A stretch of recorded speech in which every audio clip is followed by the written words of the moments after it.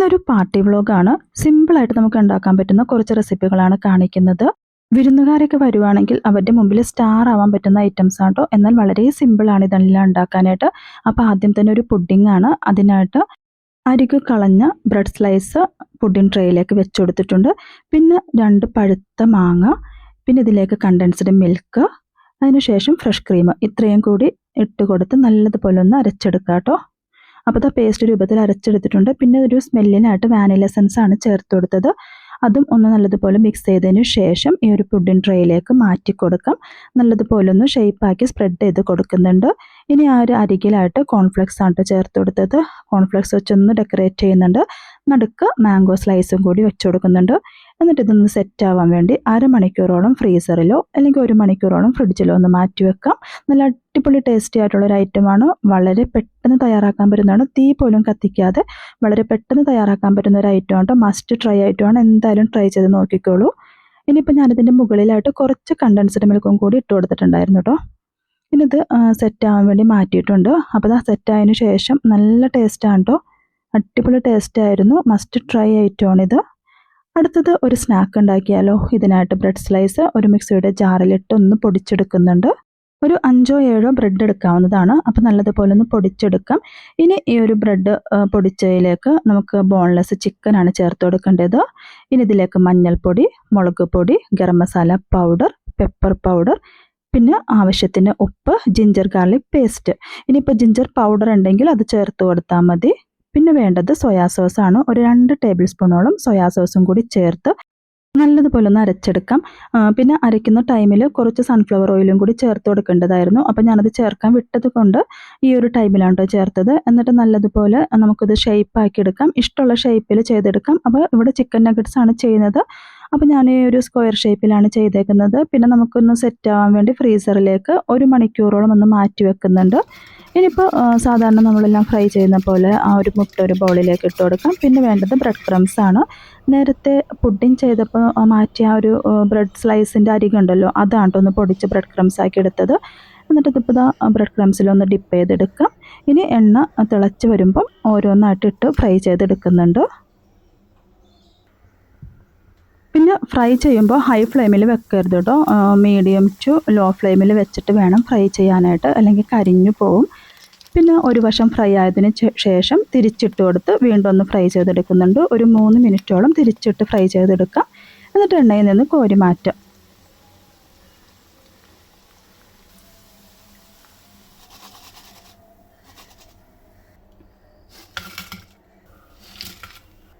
അപ്പോൾ നല്ല ക്രിസ്പി ആയിട്ടുള്ള ചിക്കൻ നഗറ്റ്സ് റെഡി ആയിട്ടുണ്ട്. ഇത് സോസിൻ്റെ കൂടെയെല്ലാം സെർവ് ചെയ്യാവുന്നതാണ്.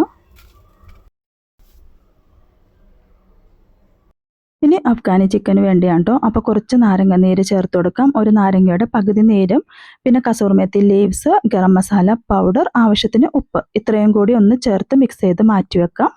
അപ്പോൾ ഗസ്റ്റൊക്കെ വരുവാണെങ്കിലല്ലേ നമുക്കിപ്പോൾ സവാളൊക്കെ ഒരുപാട് വഴറ്റി കറികൾ ഉണ്ടാക്കാനായിട്ട് ടൈം കളയാതെ ഈ ഒരു നേരത്തെ തന്നെ പ്ലാൻ ചെയ്ത് വെക്കാവുന്ന ഐറ്റംസ് ആണ് കേട്ടോ. ഒരു അഫ്ഗാനി ചിക്കനും ബട്ടർ ചിക്കനും ആണ് ഞാനിവിടെ ചെയ്യുന്നത്. അപ്പോൾ ഇതാ മിക്സിയുടെ ജാറിലേക്ക് ഒരു സവാള, പിന്നെ കുറച്ച് വെളുത്തുള്ളി, ഇഞ്ചി, പച്ചമുളക്, പിന്നെ വേണ്ടത് പുതിനയിലയാണ്. അതിനേക്കാൾ കൂടുതൽ മല്ലിയില എടുക്കാം. പിന്നെ ഒരു നാരങ്ങയുടെ പകുതി നീര് ഇതിലേക്ക് ഒഴിച്ചു കൊടുക്കുന്നുണ്ട്. ഇനി കാഷ്യൂനട്ട് സോക്ക് ചെയ്തത് 10-15 കാഷ്യൂനട്ട് ചേർത്ത് കൊടുക്കുന്നുണ്ട്. ഇനി ഇതിലേക്ക് 1/4 കപ്പോളം തൈരുണ്ടല്ലോ, അധികം പുളിയില്ലാത്ത തൈര്, യോഗട്ട് ഉണ്ടെങ്കിൽ അത് ചേർത്ത് കൊടുക്കാം. പിന്നെ ഫ്രഷ് ക്രീമും കൂടി ചേർക്കുന്നുണ്ട്. ആവശ്യത്തിന് ഉപ്പും കൂടി ചേർത്ത് നല്ലതുപോലെ ഒന്ന് അരച്ചെടുക്കാം. ഇനി ഈ അരച്ചൊരു പേസ്റ്റ് ചിക്കനിലേക്ക് ഇട്ട് മാരിനേറ്റ് ചെയ്ത് കുറഞ്ഞത് ഒരു 2 മണിക്കൂറെങ്കിലും ഒന്ന് റെസ്റ്റ് ചെയ്യാൻ വേണ്ടി മാറ്റി വെക്കാം കേട്ടോ. അടുത്തത് ബട്ടർ ചിക്കനായിട്ടുള്ള മാരിനേഷനാണ്. അപ്പം നാരങ്ങയുടെ നീരൊഴിച്ച് കൊടുക്കുന്നുണ്ട്. പിന്നെ വേണ്ടത് ഗരം മസാല പൗഡർ 1 ടേബിൾ സ്പൂണാണ്.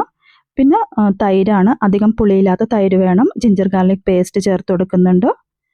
ആവശ്യത്തിന് ഉപ്പ് ചേർത്ത് കൊടുക്കാം. മഞ്ഞൾപ്പൊടി, മുളക് പൊടി, കാശ്മീരി ചില്ലി പൗഡർ ആണ് ചേർത്തത്. അപ്പോൾ കുറച്ചധികം ചേർക്കുന്നുണ്ട്. ഇനി ഇതും നല്ലതുപോലെ മിക്സ് ചെയ്ത് മാറ്റി വെക്കാം. കുറഞ്ഞത് 1 മണിക്കൂറെങ്കിലും ഒന്ന് റെസ്റ്റ് ചെയ്യാൻ വേണ്ടി വെക്കാം കേട്ടോ. അപ്പോൾ ഇത് അഫ്ഗാനി ചിക്കനുള്ള ആ ഒരു ചിക്കൻ മാരിനേഷൻ കഴിഞ്ഞിട്ടുണ്ട്. ഇനി ഇതൊന്ന് ഫ്രൈ ചെയ്തെടുക്കാം. ഓയിൽ ഒഴിച്ചെടുത്തിട്ട് ഫ്രൈ ചെയ്തെടുത്തിട്ടുണ്ട്. ആ ഒരു ഫ്രൈ ചെയ്തതിന് ശേഷമുള്ള ഒരു ആ ഒരു പേസ്റ്റ് ഉണ്ടല്ലോ അത് മാറ്റി വെക്കുന്നുണ്ട് കേട്ടോ. ഇതിനിപ്പോൾ ബട്ടർ ചിക്കന് വേണ്ടിയുള്ളതാണ് കേട്ടോ. അപ്പോൾ അതിലേക്ക് സ്പൈസസ് എല്ലാം ചേർത്ത് കൊടുത്തു. ഒരു സവാള ചേർക്കുന്നുണ്ട്. വറ്റൽമുളക് ഒരു 4 എണ്ണം, എരിവിനനുസരിച്ച് കൂടുതൽ ചേർക്കാവുന്നതാണ്. പിന്നെ വേണ്ടത് പച്ചമുളകാണ്. പിന്നെ ഒരു തക്കാളി, ഇത്രയും കൂടി ചേർത്ത് ഒന്ന് വഴറ്റിയെടുക്കുന്നുണ്ട്. ഒരുപാട് നേരിട്ട് വഴറ്റേണ്ട ആവശ്യമില്ല കേട്ടോ. പിന്നെ ഒരു കാഷ്യൂനട്ട് 10 15 ചേർത്ത് കൊടുക്കാം. അപ്പോൾ ദാ സവാള എല്ലാം വഴന്ന് വന്നിട്ടുണ്ട്. പിന്നെ ഇതിലേക്ക് മല്ലിയിലയാണ് ചേർത്തത്. പിന്നെ വേണ്ടത് മല്ലിപ്പൊടി, മുളക് പൊടി, മഞ്ഞൾപ്പൊടി, ഗരം മസാല പൗഡർ, കുരുമുളക് പൗഡർ, ഇത്രയും കൂടി ചേർത്ത് ഈ ഒരു ടൈമിൽ ഫ്ലെയിം ഓഫ് ചെയ്ത് കൊടുത്തിട്ടുണ്ട് കേട്ടോ. എന്നിട്ട് തണുത്തതിന് ശേഷം മിക്സിയുടെ ജാറിലിട്ട് ഒന്ന് അടിച്ചെടുക്കാം. ഇതിലേക്ക് കുറച്ച് വെള്ളവും കൂടി ചേർത്തിട്ട് വേണം കേട്ടോ പേസ്റ്റ് രൂപത്തിൽ അരച്ചെടുക്കാൻ വേണ്ടി. ഇതിലേക്ക് തൈരാണ് ചേർത്ത് കൊടുത്തത്. കുറച്ച് വെള്ളവും കൂടി ചേർത്തിട്ടുണ്ട്. ഇനിയിപ്പോൾ ഒരു പാനിലേക്ക് ബട്ടർ ഇട്ട് കൊടുത്തിട്ടുണ്ട്. ബട്ടർ ഇട്ടിട്ട് വേണം ഈ ഒരു ചിക്കൻ ഫ്രൈ ചെയ്തെടുക്കാൻ വേണ്ടി. ഇതിപ്പോൾ അഫ്ഗാനി ചിക്കനായിട്ടുള്ള ചിക്കനാണ് കേട്ടോ. അപ്പോൾ ഒരു വശം ഫ്രൈ ആയി വന്നിട്ടുണ്ട്. തിരിച്ചിട്ട് കൊടുത്ത് വീണ്ടും ഫ്രൈ ചെയ്തെടുക്കാം. ബട്ടർ ചിക്കൻ്റെയും അതുപോലെ തന്നെ തിരിച്ചിട്ട് ഫ്രൈ ചെയ്ത് കൊടുക്കുന്നുണ്ട്. ഇനിയിപ്പോൾ അഫ്ഗാനി ചിക്കനിലേക്ക് നേരത്തെ ബാക്കി വന്ന ഒരു പേസ്റ്റ് ഉണ്ടല്ലോ അത് ചേർത്ത് കൊടുക്കാം. നല്ലതുപോലെ മിക്സ് ചെയ്ത് കൊടുക്കാം. ഈ ഒരു ടൈമിൽ തിക്നെസ് വേണമെന്നുണ്ടെങ്കിൽ ഫ്രഷ് ക്രീം ചേർത്ത് കൊടുക്കാവുന്നതാണ്. അപ്പോൾ ബട്ടർ ചിക്കൻ ഫ്രൈ ആയി വന്നിട്ടുണ്ട്. അത് മാറ്റി വെക്കാം. ഞാനിപ്പോൾ രണ്ടും കൂടി മിക്സ് ചെയ്തിട്ടാണ് കാണിക്കുന്നത്. കാരണം ഒരു അടുപ്പിൽ അഫ്ഗാനി ചിക്കൻ വെച്ചിട്ടുണ്ട്. പിന്നെ ഇപ്പോൾ ബട്ടർ ചിക്കനുള്ള മസാല നമ്മൾ നേരത്തെ അരച്ചായിരുന്നല്ലോ, തക്കാളിയും ആ ഒരു സവാള വഴറ്റിയതെല്ലാം, അതെല്ലാം ആ ഒരു സെയിം പാനിലേക്ക് തന്നെ മാറ്റി ഒന്ന് പച്ചമണം മാറുന്നത് വരെ ഒന്ന് തിളപ്പിച്ചെടുക്കുന്നുണ്ട്. പിന്നെ ഈ ഒരു ടൈമിൽ കുറച്ച് പഞ്ചസാരയും കൂടി ചേർത്ത് കൊടുത്തിട്ടുണ്ട് കേട്ടോ. 1 ടേബിൾ സ്പൂണോളം പഞ്ചസാരയാണ്. കാരണം നല്ല മധുരം ഉണ്ടെങ്കിൽ നല്ല ടേസ്റ്റ് ആയിരിക്കും ഒരു ബട്ടർ ചിക്കൻ ആണെങ്കിൽ. അപ്പോൾ ആ ഒരു കറിയെല്ലാം നല്ലതുപോലെ കുറുകി വറ്റി വന്നിട്ടുണ്ട്. ഈ ഒരു ടൈമിൽ ഫ്രൈ ചെയ്ത് വെച്ച ചിക്കൻ നമുക്ക് ഇതിലേക്ക് ചേർത്ത് കൊടുക്കാവുന്നതാണ്. എന്നിട്ടെല്ലാം നല്ലതുപോലെ ഒന്ന് മിക്സ് ചെയ്തെടുക്കുന്നുണ്ട്. അപ്പോൾ കറിയെല്ലാം നല്ലതുപോലെ കുറുകി വന്നിട്ടുണ്ട്.